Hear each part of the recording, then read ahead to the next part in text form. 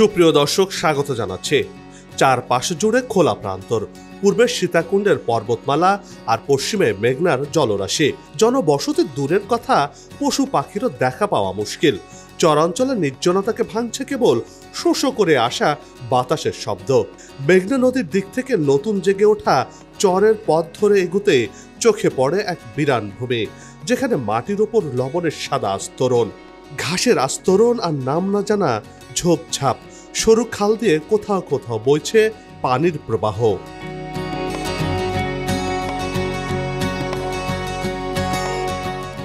সাগরের বুক চিরে জেগে উঠেছে ভূমি। এসব চরে গাছ গাছালি আর মহিষের দলের আনাগোনা বাড়ছে।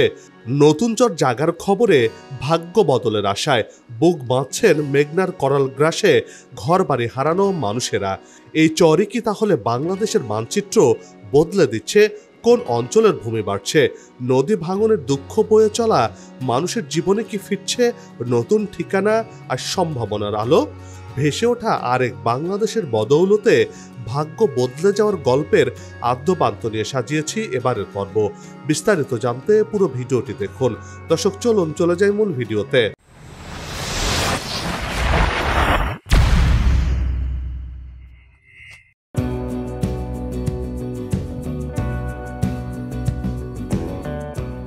নদীমাতৃক বাংলাদেশ।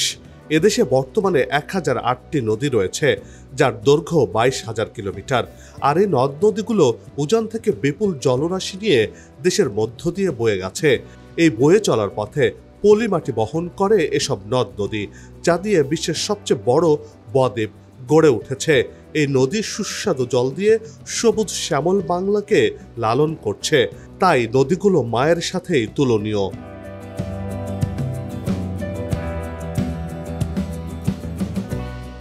সবুজের চাদরে মোড়ানো অপরূপ সৌন্দর্যের আরেক নাম বাংলাদেশ। ষড় ঋতুর এই দেশ এক এক সময়ে এক একভাবে ধরা দেয়। পৃথিবীর বৃহত্তম বদ্বীপ বাংলাদেশ প্রাকৃতিক সৌন্দর্যের এক লীলা নিকেতন। এদেশে রয়েছে উঁচু নিচু পাহাড়, সাগর, অবারিত মাঠ, সুবিস্তৃত সুনীল আকাশ, যা এক অপূর্ব চিত্তহারী। এই সৌন্দর্য সবাইকে মুগ্ধ করে। নদী বিধৌত সরস ভূমি বলেই এদেশের মাটি এত উর্বর।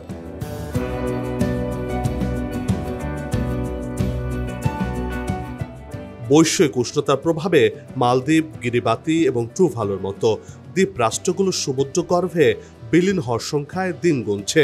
এমন যখন অবস্থা, তখন বাংলাদেশ তার মানচিত্রে নতুন ভূমি সংযোজন করছে। জলবায়ু পরিবর্তনের ধাক্কা যেখানে অনেক দেশের অস্তিত্ব সংকটে ফেলেছে, সেখানে বাংলাদেশ বিস্ময়করভাবে ধাপে ধাপে নিজেদের ভূখণ্ড বাড়িয়ে নিচ্ছে।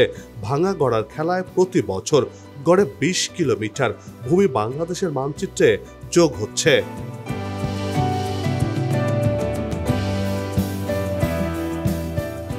সম্প্রতি জেগে ওঠা ছোট বড় 50টির মতো চর যেন নতুন আরেক বাংলাদেশের হাতছানি দিচ্ছে, যেখানে মালদ্বীপ 2050 সালের মধ্যে 80% ভূমি ডুবে যাওয়ার আশঙ্কা করছে। সেখানে বাংলাদেশ প্রতি বছর গড়ে 10 থেকে 20 বর্গ কিলোমিটার নতুন ভূমি সৃষ্টি হচ্ছে। বলা যেতে পারে বাংলাদেশের সমভূমির পরিমাণ বাড়ছে।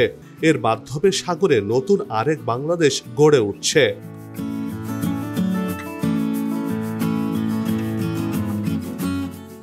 এই প্রবণতা অব্যাহত থাকলে আগামী 50 বছরে বাংলাদেশের আয়তন 1,50,000 বর্গ কিলোমিটার ছাড়িয়ে যেতে পারে। অর্থাৎ 50 বছরে বাংলাদেশের মানচিত্রে যোগ হতে পারে 1000 থেকে 1500 বর্গ কিলোমিটার ভূমি, যা প্রায় ঢাকা জেলার সমান। চট্টগ্রাম, নোয়াখালী, বরিশাল, খুলনা সহ দেশের দক্ষিণাঞ্চলে সাগরের বুক চিরে জেগে উঠছে নতুন নতুন ভূখণ্ড। জেগে উঠছে আরেক নতুন বাংলাদেশ। সাগরে যাচ্ছে নতুন করে স্বপ্ন।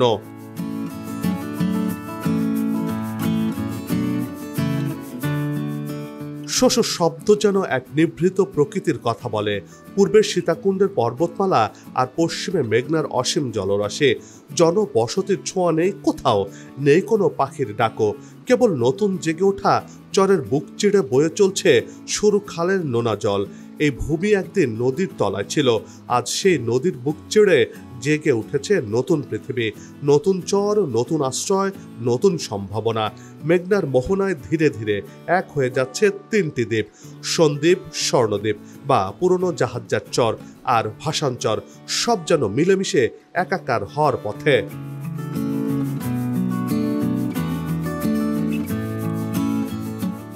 একসময় যারা আলাদা ছিল, আজ তাদের ভৌগোলিক সংযুক্তি চোখে পড়েছে স্যাটেলাইট চিত্রেও। মাটি এখানে নরম, তাজা পলিমাটির গন্ধে ভরপুর, কোথাও লবণের আস্তরণ, কোথাও গজিয়ে উঠেছে ঘাস আর ছোট ছোট ঝোপঝাড়, কোথাও কোথাও গরু মহিষের চারণভূমি, মাঝে মাঝে মানুষের গলার স্বর ভেসে আসছে বাতাসে। নদী ভাঙনে ঘর হারা মানুষগুলো আবারও ফিরে এসেছে এই চরে, নতুন করে ঘর তুলছে, জীবন গড়ছে। 3 দশক আগে যারা ভিটে মাটি হারিয়ে অন্য কোথাও আশ্রয় নিয়েছিল, তারাই এখন এই ভূমিকে দেখছে পুরনো ঠিকানার মতো। এই জমি তাদের কাছে শুধু মাটি নয়, স্মৃতি হয়ে বেঁচে থাকার আরতি আর সম্ভাবনার প্রতিচ্ছবি।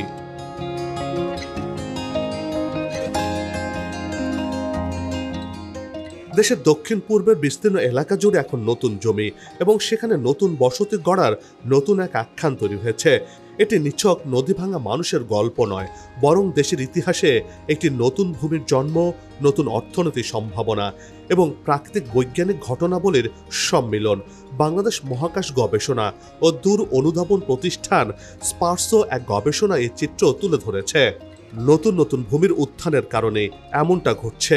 অর্থনীতিবিদরা এ ঘটনাকে জলবায়ু পরিবর্তনের ঝুঁকির মধ্যেও এক ভিন্ন ও ব্যতিক্রমী আশার দিক হিসেবে দেখছেন। তারা বলছেন, জলবায়ু পরিবর্তনের বৈশ্বিক পূর্বাভাস বাংলাদেশের ঝুঁকির ইঙ্গিত দিলেও স্থানীয় বাস্তবতায় শুধু ভাঙন ও ধ্বংস নয়, আশারও দিক রয়েছে, আশাও দেখাচ্ছে।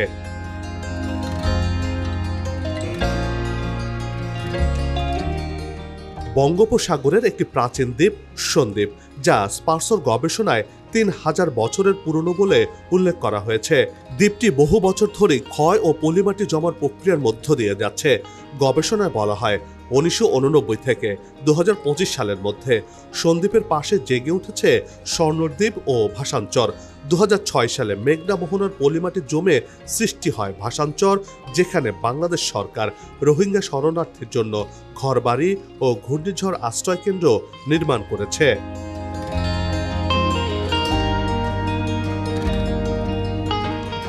স্পার্সোর গবেষকরা বলছেন, এখন সন্দ্বীপ, স্বর্ণদ্বীপ ও ভাসানচর একত্র হয়ে একক ভূমিরূপে আবির্ভূত হয়েছে। তবে মেঘনা মোহনার দ্বীপগুলো পরিবর্তনশীল হওয়ায় নিয়মিত নজরদারি ও দীর্ঘমেয়াদী পর্যবেক্ষণ প্রয়োজন। গবেষণায় দেখা গেছে 1989 থেকে 2025 সালের মধ্যে এ অঞ্চলের দ্বীপ সৃষ্টির ইতিহাস ও বিস্তৃত অত্যন্ত গতিশীল ছিল। সন্দ্বীপ একটি পুরনো দ্বীপ হলেও সন্দ্বীপ ও ভাসানচর তুলনামূলকভাবে নতুন এবং ক্রমাগত পলিমাটি জমে বিস্তৃত হয়েছে, অর্থাৎ জন্ম নিয়েছে।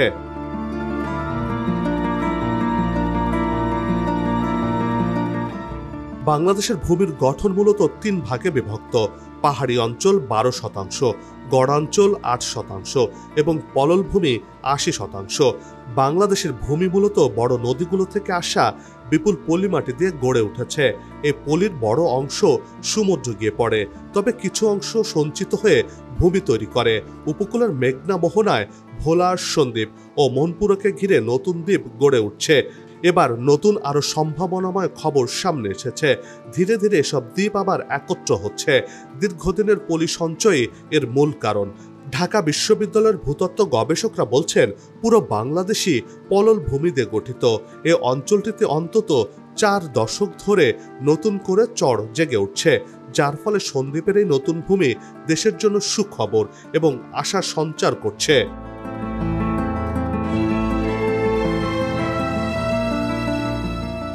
গবেষকরা এও বলছেন, নতুন ভূমি গঠনের পর অন্তত 20 বছরের মধ্যে সেখানে মানব বসতি গড়ে তোলা ঠিক নয়। প্রথম দিকে এসব এলাকায় বন তৈরি করতে হয় এবং গোচারণ ভূমি হিসেবে ব্যবহার করা হয়, কেননা নদী পাড় এবং নদীর মধ্যে গড়ে ওঠা জনপদ স্থায়ী হবে তার নিশ্চয়তা নেই। এমনকি 50 বছর পরও ভাঙনের শিকার হতে পারে। আবার এসব যে দীর্ঘ সময় পরেও বসতের জন্য উপযোগী হবে তাও নিশ্চিত করে বলা সম্ভব নয়। ভাঙা গড়ার খেলা এ অঞ্চলের একটি বৈশিষ্ট্য, এটা মাথায় রাখতে হবে। আর তাই সন্দ্বীপের আশপাশের নতুন চরগুলোতে হঠাৎ বসতি স্থাপন ঝুঁকিপূর্ণ হতে পারে বলে মনে করছেন তারা।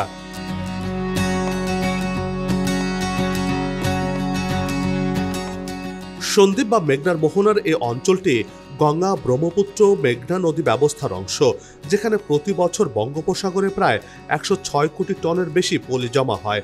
এই বিপুল পলি বহিঃস্থপানে জমা হয়ে নতুন ভূমি সৃষ্টি করে। সময়ের সঙ্গে সঙ্গে এগুলো টেকসই ভূমিতে পরিণত হতে পারে বা জোয়ার ভাটার স্রোতে ক্ষয়প্রাপ্ত হতে পারে। এজন্য উপকূলীয় অঞ্চলে নিয়মিত মানচিত্র তৈরির প্রয়োজনের কথা বলছেন গবেষকরা। স্পার্শর গবেষণায় দেখা গেছে 1989 সালে সন্দ্বীপ বা এর কাছাকাছি এলাকায় স্থিতিশীল ভূমির পরিমাণ ছিল 328 বর্গ কিলোমিটার, যা 2025 সালে বেড়ে দাঁড়িয়েছে 726 বর্গ কিলোমিটারে, অর্থাৎ 398 বর্গ কিলোমিটার নতুন ভূমি সৃষ্টি হয়েছে। একই সময়ে কাদামাটি এলাকা বেড়েছে 77 বর্গ কিলোমিটার, যদিও সব এলাকা স্থিতিশীল ভূমিতে রূপ নেয়নি।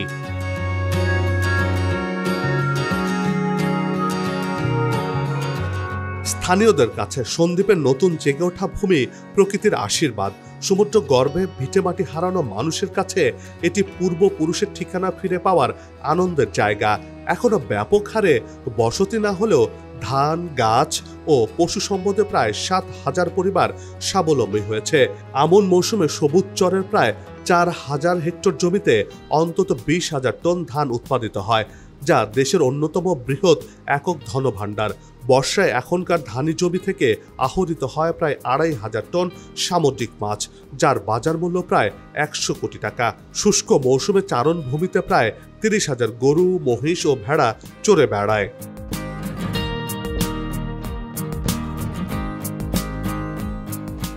অর্থনীতিবিদদের মতে নদী ভাঙা গড়ার খেলার মধ্যে দাঁড়িয়ে থাকা পলল বাংলাদেশের দক্ষিণ প্রান্তের ভূমি জেগে ওঠা, নতুন কৃষি জগতের উত্থান। নতুন এই জগৎ শুধু পলি নয়, বলা হচ্ছে বঙ্গোপসাগরে জেগে উঠছে আরেক বাংলাদেশ। এসব নতুন চর খুলে দিচ্ছে সম্ভাবনার স্বপ্নের দুয়ার। বাংলাদেশের আয়তন বৃদ্ধি নিঃসন্দেহে এক বিস্ময়কর ঘটনা। মালদ্বীপ ও টুভ্যালুর মতো দেশগুলো যখন অস্তিত্ব সংকটে, তখন বাংলাদেশ ভূমি অর্জন করছে, যা এক বিরল বৈপরীত্য।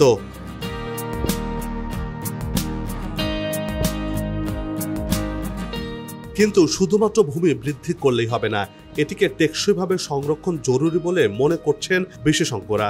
সঠিক নীতিমালা ও পরিবেশগত পরিকল্পনা ছাড়া এই অর্জন দীর্ঘস্থায়ী নাও হতে পারে বলে মনে করছেন তারা। তাই এখন সময় এসেছে শুধু আয়তন বৃদ্ধির গল্প নয়, বরং সেটিকে টেকসইভাবে সংরক্ষণের কৌশল খুঁজে বের করতে হবে। আর সেই তাগিদ দিয়েছেন বিশেষজ্ঞরা।